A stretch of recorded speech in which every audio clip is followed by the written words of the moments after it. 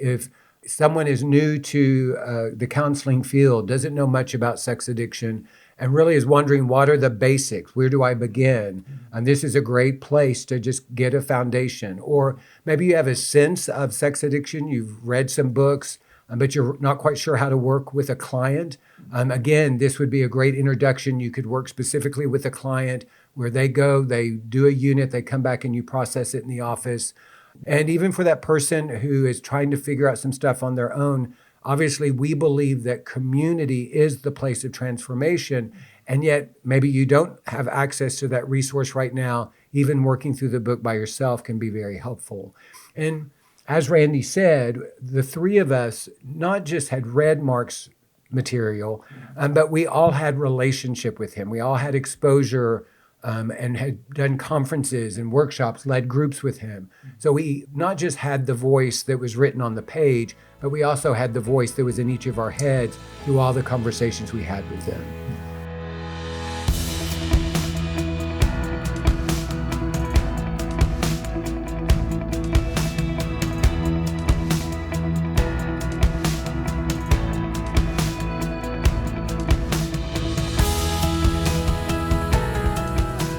Welcome to the Faithful and True podcast. We are here with you today with our usual host, Greg. How are you doing today, Greg Miller? I'm doing great. We have two special guests with us today. I'm kind of feeling honored to be in midst of three doctors because Dr. Greg Miller, we've got Dr. Joshua Moon and Dr. Russ Smidt, all from the staff here at Faithful and True. And we're here today to talk to you about the creation of a brand new resource that is the Hope and Healing for Compulsive Sexual Behavior Workbook. And this was a project that was spearheaded by the AACC. Right. And they convinced us that they would love for us to be the participants or the creators of this resource that is in a series that is being published by the AACC. Right. Yeah, the American Association of Christian Counselors, the AACC, wanted to do a series on hope and healing. And so they've done a variety of different workbooks, and they approached Faithful and True to do the one on sexual compulsivity. And the idea was that we would take some of the work that Mark Laaser had done, specifically from the Faithful and True workbook, and we would modify it, we would condense it, we would update it, and then we would also add our voices to it. And so when they first approached us about the possibility of doing this, we were interested in doing it. We had some concerns about how much time it would take or what the process would look like, but we agreed to do it and then just began the journey of making it happen. And I was very thankful that I got to be a part of it. Russ and Josh were also a part of the team. And you were talking earlier about the fact that we are all doctors. What's good is that we all come from a different approach. And I think one of the things I love about the workbook is actually you hear Mark's voice in that, for those of you that are familiar with Mark Laaser, because the source material was the Faithful and True workbook. But the more you know each of us, the more that our voices are in that also. And so Russ was able to bring a medical perspective that I think really enhanced the stuff on the neurochemistry of addiction. Josh brought his theological background and the energy that he has about biblical studies and brought that. And then I also brought my pastoral care lens to the experience. So it is one book, but I think it has all of our voices represented. What I wanted just to talk about was what the process was for each of you as we did this workbook. And when you first got the invitation and this was a possibility, was it something initially you were interested in doing it, or was something that took a while for you to decide that this might be something you could invest in? Yeah, I'll jump in. This is Josh. Randy, it's great to be here. Josh, it's great to have you. Thank you for having me here. For me, I kind of leapt at the opportunity. I love writing. I love the work of writing. I love kind of the headaches that go along with trying to delete and edit and, knowing your first number of drafts are not going to be worth anybody reading. I actually enjoy some of that. They may have a hope and healing for people like me book in that series. But I enjoy that kind of work, and to be able to do it about something that I I'm giving my life to this kind of work, Mm-hmm. to walking with men and families in this. So to get to do it around this, do some writing here, it was an easy yes. Oh, well, great. And what's fun is you were able to bring in enthusiasm that I do not necessarily have, because all of the things that you love about the writing process are some of the things that I don't enjoy so much. So I will say that I was a reluctant yes. I saw the value of it. I wanted to be a part of it. But for me, it wasn't an immediate yes. It was more of a question of, is this feasible with everything else that's going on? And I'm glad that it was feasible for me. How about you, Russ? I would say I was very enthusiastic about the idea and very panicky about the execution of the idea. Right. Mark's original workbook was over 200 pages. Its format was completely different than the one that the AACC was proposing. So we're condensing material, we're restructuring into a different format. We're trying to include Mark's voice in this, and so to write with that in mind and with his kind of voice in my head, but at the same time, create an update, as you say, and some of my own voice as well. I found it daunting to do, Yeah. frankly. Well, you know what's true is our first step was to take this very extensive workbook and reduce it to 8 units, because that was the prescription that we were given, Challenge, yeah. that it was supposed to be 8 units. And so we did begin with just what are the themes, what are the 8 principles or themes that we believe are foundational, and really kind of the direction of the workbook. It is for people who are just beginning their journey of recovery. It is an introductory piece. But what's also true is for people who have been in recovery a while and they simply need to be reminded of the basics, it's a great place to do that. And so, like you said, it was daunting to take this extensive workbook, first identify 8 themes, and then go back to Mark's workbook and start picking out the sections that we could incorporate into those 8 themes. Yeah, I think that was the turning point for me, being able to believe that it was feasible to do, was to break it down like that. And I think once we did that, I think it became easier, I would say. And I do think that, it helps focus, it helped me focus on what we do here. Right. And one of the big issues early on was, who is this book for? And I remember we were asking, is it for counselors that need to learn about this area, or is it for counselors to use with their clients, or is it for people that have this issue to pull it off the shelves and do it themselves? And I'll let Josh answer what we came up with. Yeah. Well, the answer is all of those. Yeah, all of you. Well, and the bottom line blessing here is that all 3 of you gentlemen are gifted therapists and counselors in this field. So if anybody is watching this podcast and going, what would qualify, the 3 of you to be combined with Mark, and Mark was considered the leading Christian authority in the field of sexual addiction. So for you guys to come in after Mark's passing and take his original manuscript and then enhance it, embellish it, and things like that, I know he'd be very proud. I think so too. And I think, you were talking about the audience, and we did write it with all of those in mind. If someone is new to the counseling field, doesn't know much about sex addiction, and really is wondering, what are the basics? Where do I begin? And this is a great place to just get a foundation. Or maybe you have a sense of sex addiction, you've read some books, but you're not quite sure how to work with a client. Again, this would be a great introduction. You could work specifically with a client where they go, they do a unit, they come back and you process it in the office. We were at the AACC and I talked to several therapists about, if you've never done a group for men who are struggling with sex addiction and you're looking for the on-ramp or the entry point, this could be used. And even for that person who is trying to figure out some stuff on their own, obviously we believe that community is the place of transformation. And yet maybe you don't have access to that resource right now. Even working through the book by yourself can be very helpful.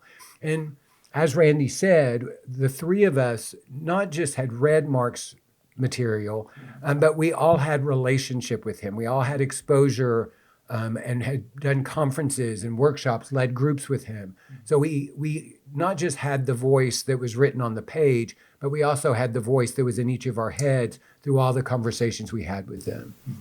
Yeah, that was an interesting experience for me, going back through the workbook, knowing that I'm going to copy and paste and change, and I hear every word of it in Mark's voice as I'm reading it.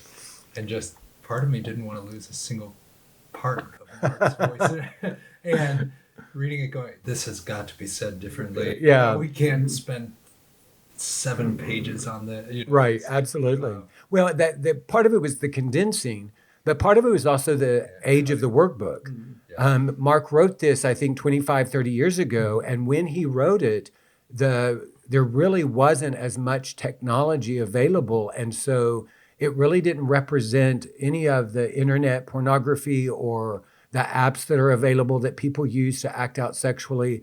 So part of it was simply updating some of the stories, the case studies, to reflect some of the options of acting out now that could be more current.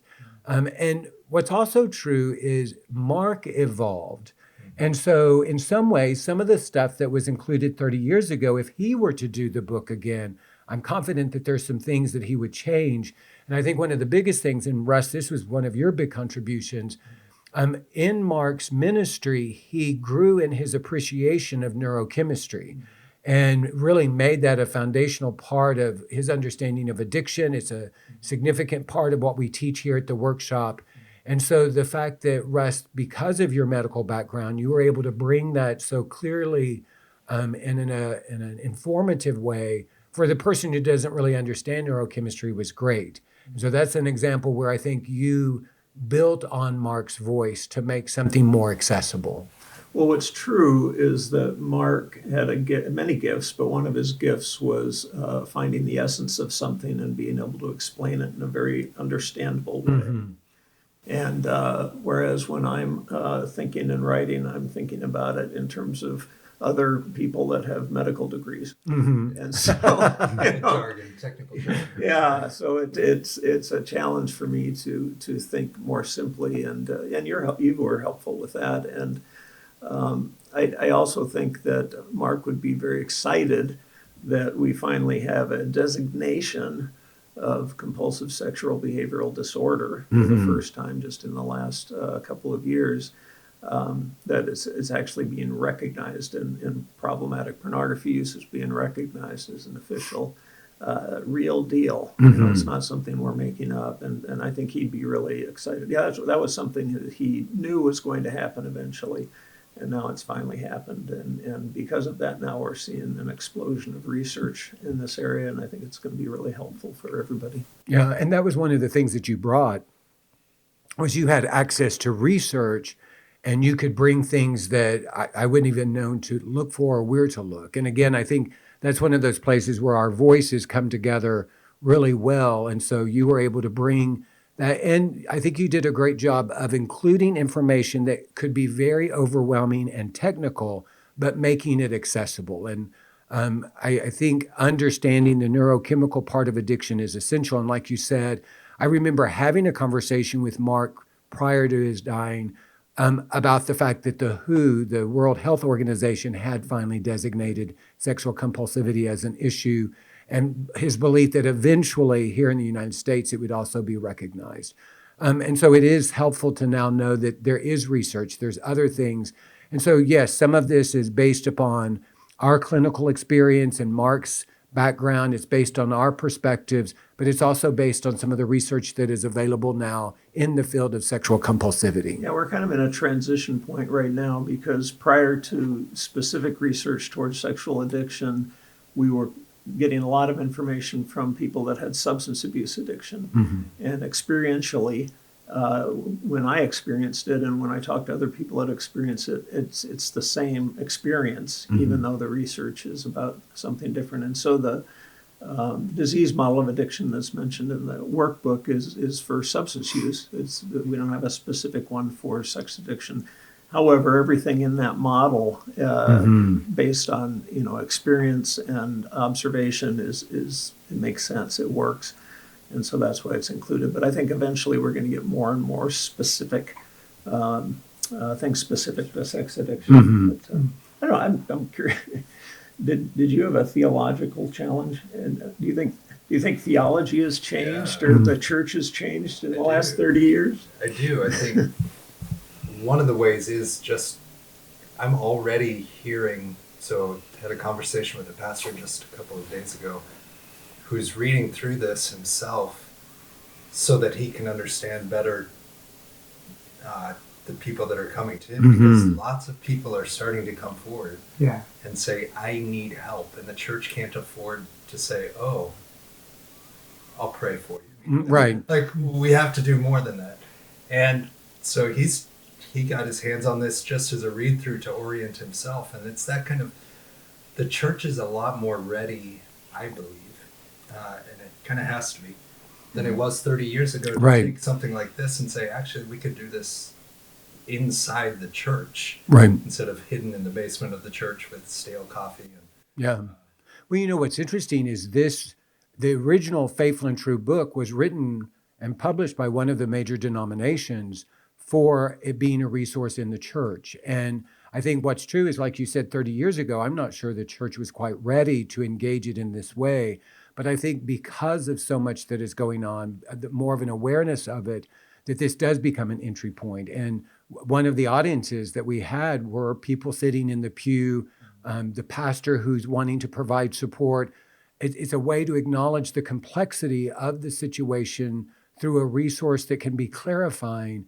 And without that, we find ourselves trying to offer simple solutions to something that's complex.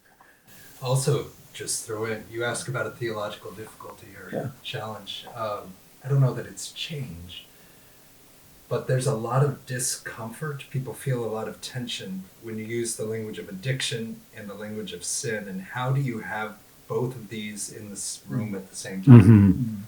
It's either one or the other. And that's part of the joy of being able to do this work is, that's just not true. Like, it's one or the other. Like, we can use that language in ways that are healthy. And I think, again, 30 years ago, Mark felt like he could just take for granted certain ideas by using the language of sin that I'm not sure we can take for granted anymore. So being able to talk about sin in a robust way that says, we hang out in the same room as addiction. Like, not uncomfortable, but also being careful, because a lot of people will hear either addiction or sin and they'll move one way or the other, and trying to help them hang out together in a healthy way. I like that you guys also made it an activities book where you can color this page. You got the 3 circles. I and wanted it to be a pop-up. There's the green, there's the yellow, and the red, and if you have colors at home, you can fill that in. That's nice. Well, and like Randy's saying, the workbook was created to be interactive, that there are questions, and we were very specific in how we asked the questions. We wanted it to be so much more invitational than maybe directive or even have a hint of shame, and just for people to consider and ponder and really engage the book in a way that can bring clarity for themselves. I also think I want to go back to this idea of sin and addiction. Sin is a theological term. Addiction is a clinical term.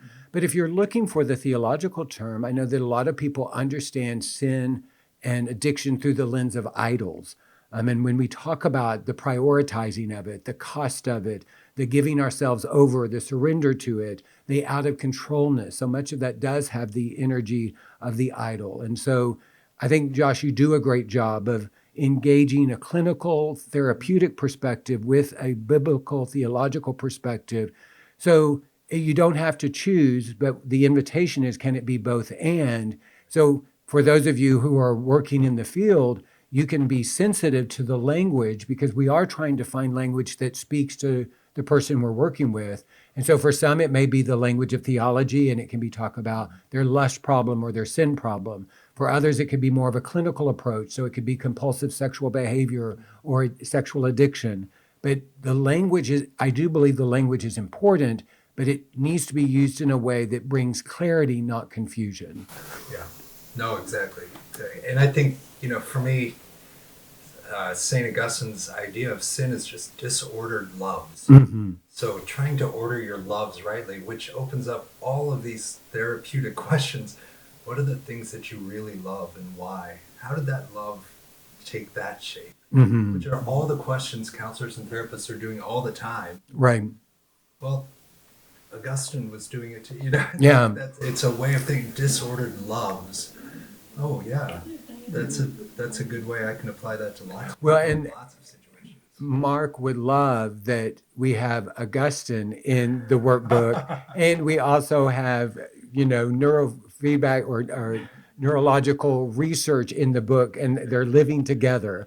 I mean, I think that so much of who Mark was, we often joked about the fact that, he was the lost doctor, that he always wanted to be in the medical profession, and his background was theology. And so he was able to kind of live in those two worlds easily. And plus, he also had the clinical background.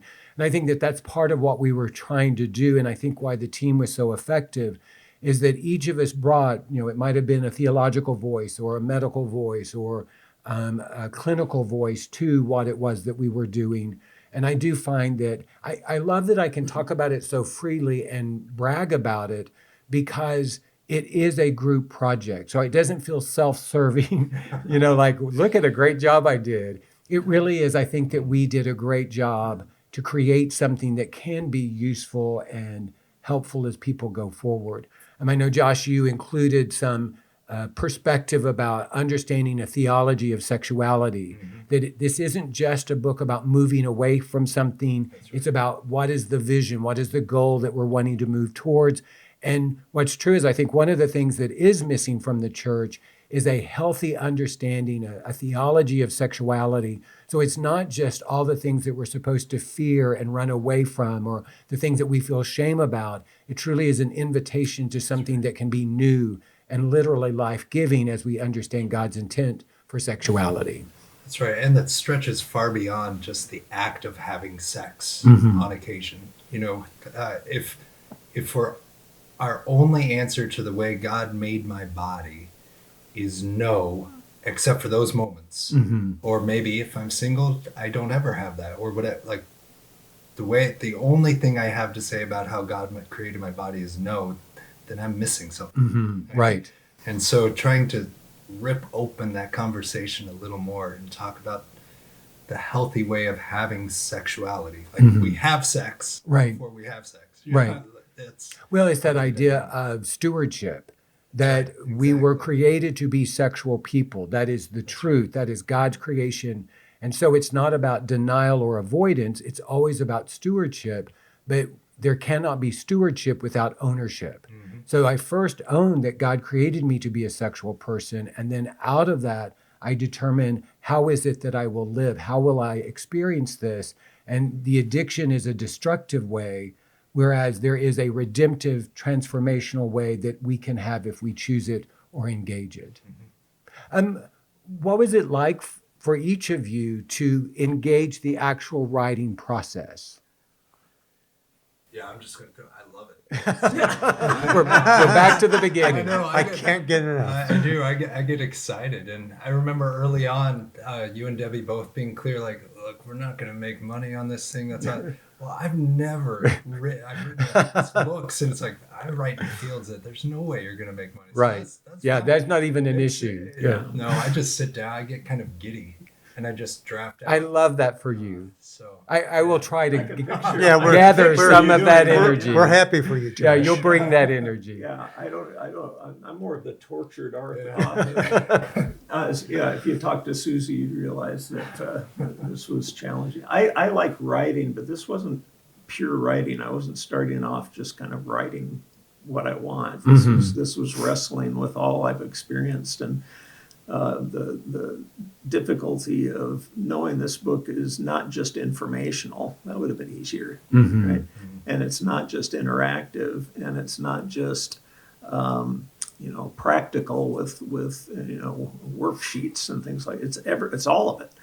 and to balance, how much education is enough to go on to allow somebody to answer these questions with enough information that it's meaningful. The vignettes, the stories that are in there, some of which are verbatim from the original book, some of them were changed. And are those stories going to be relevant today, compared to 30 years ago? And so we had some updating to do there. For me, it was, I think the anxiety was I really wanted this book to be good, and I wanted it to be good in the terms of being helpful. That would my biggest anxiety is we would finish with something and it wouldn't be helpful. But I really think that so far, when I've just came out a couple of months ago, so I've started to use this with people now, and it's so far I think it looks like it's going to be helpful. It's working well. Yeah. Right. Well, and one thing I would say is the support that we got from the AACC, Jennifer Ellers and Pat Springle, who are our editors, it was great to be able to work with them. And they were terrific. They would provide us encouragement and feedback and clarification and all the things that you would want from editors as we went through this process. So again, there's something comforting about knowing that we're a part of a team, that other people are reading this, other people understand what we're trying to do, that it makes sense to people who don't live in this field every day. I know that some wives read through this to get some support. We had the administrative staff do a read through to do some proofreading. Russ's wife, Susie, volunteered / was encouraged to be a proofreader and to come through. And so when I look at it, I really do see it as an expression of our entire team and community providing this. And so we just wanted to do a podcast to let people know that this resource is available. You can get it here at Faithful and True. You can get it from the AACC. We think it's also available on Amazon. It's on our website, Yeah, in the store. it's in our online bookstore.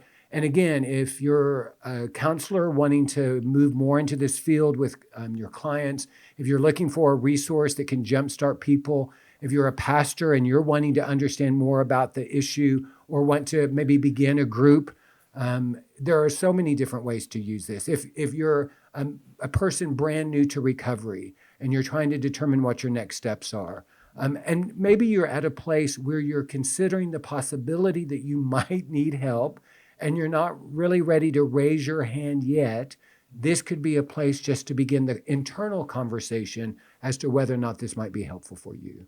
So for the AACC, we are thankful that we were asked, very honored to be able to do this, to be able to represent Faithful and True, to re-engage Mark's material, for each of you, for your voices.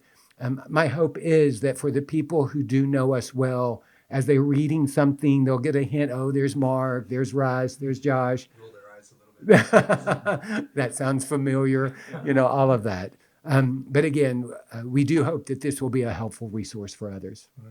And thanks for joining us on the podcast today. It's a pleasure to have you guys with us. This is like a whole team up here. Yeah. When is your next publication coming out? This went so Well, Josh is working on one now. I'm confident. There we Can't go. you tell how excited he looks? He's already See, working on it. I think the word was giddy.